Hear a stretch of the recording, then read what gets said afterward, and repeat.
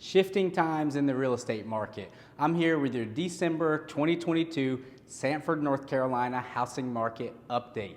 And right now, all the buzz in the last few months has been around interest rates. Interest rates, interest rates, interest rates. They've been going up, up, up, all the way up into the 7% range, right? I didn't see anybody get into the 8% range, and fingers crossed, I don't think they will. But I really think that we have sort of hit the peak with interest rates. That's not to say we won't have some short-term movement up and down, but I think we've hit the peak and we're gonna start to see interest rates start to trend back down now. And that's because the Federal Reserve has set out to curb inflation, to slow down the housing market, and for the most part, they have accomplished that. I'm gonna give you the most important stats in our local market, and then I'm gonna break down afterwards sort of what that means to you if you're looking to buy or sell in the near future.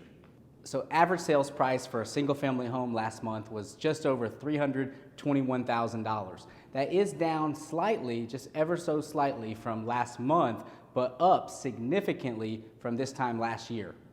We're sitting at 1.5 months of inventory on the market. Remember, a balanced market is between 4 and 6 months of inventory, so it's still very much a seller's market. And that inventory is up a little bit from last month and this time last year, but by little bit, I mean a real little bit. Houses are sitting on the market right now an average of 26 days. Now this number is up pretty significantly from both last month and last year, where houses were selling almost immediately. For an average price per square foot in Sanford, single family house, we're looking at $156 per square foot. That is down very slightly from last month, like most of these stats, but it is up very significantly from this time last year. Now let's talk about new listings. Right now, we have 78 new listings hit the market last month. That number is down dramatically from last month and last year, even more dramatically from last year. We had 59 homes go under contract last month. That number too, down from last month, down from last year. And the number of closed sales, down last month, down last year. Now, with active listings, we are slightly up from last month and significantly up from this time last year.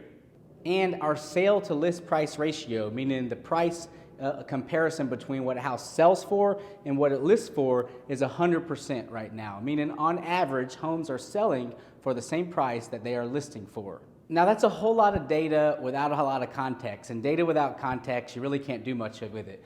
I believe that the biggest value we provide as real estate agents to our clients is certainty, right? We want to give you the data, the insight, and the local expertise so that you can make really good decisions as it relates to your real estate goals. We want to give you the certainty to make those decisions so that you're not sitting on the sidelines wondering, what should I do? Should I buy? Should I sell? We want to give you the information so that you can make those decisions definitively.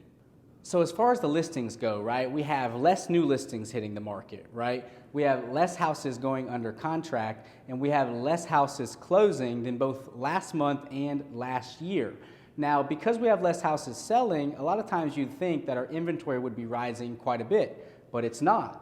It's pretty much staying the same. We're under 2 months of inventory. It's up very slightly, but a lot of the inventory on the market as well is new construction homes that have not been completed. Some of them have not even been started yet, that you can't move into within 30 days. So those numbers are skewed a little bit by the influx of a lot of new construction listings hitting the market. So if there's a whole lot less houses selling right now, why aren't inventory rates rising? And that's because of the amount of new listings hitting the market. That number as well is down in proportion to the amount that it is down on the sales side of things. So although there are less houses being sold and closed, there's less houses than normal being listed as well. And why is that? I think we're dealing with something that I like to call lock-in syndrome.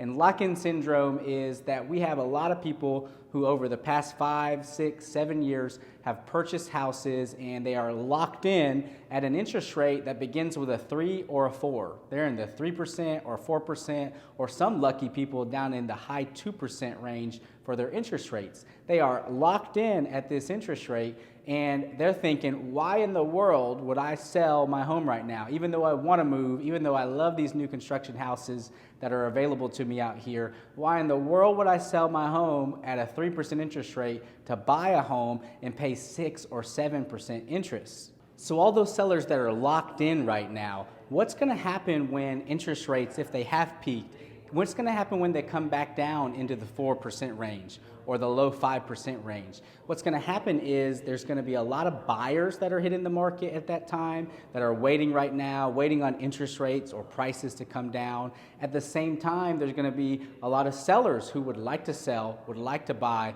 would like to move, but are locked in right now and are waiting. They're going to go back to the market again as well. So when we have a lot more buyers hitting the market and we have a lot more sellers hitting the market, I really just think it's a whole lot more of the same, just more sales happening. So we're still going to have houses selling at or near or potentially above asking price. We're still going to have houses selling pretty quickly because 26 days on the market is not that long either.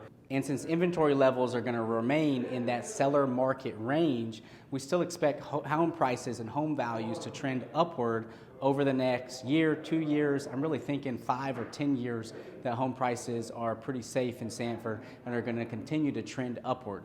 We might not see them skyrocket like they did in 2020 and 2021, but steady home price appreciation is expected over the next half to a decade. So if you're thinking about buying or selling and we haven't connected, in the comments below or on whatever platform that you're on, there's a button where you can click to schedule a call with me.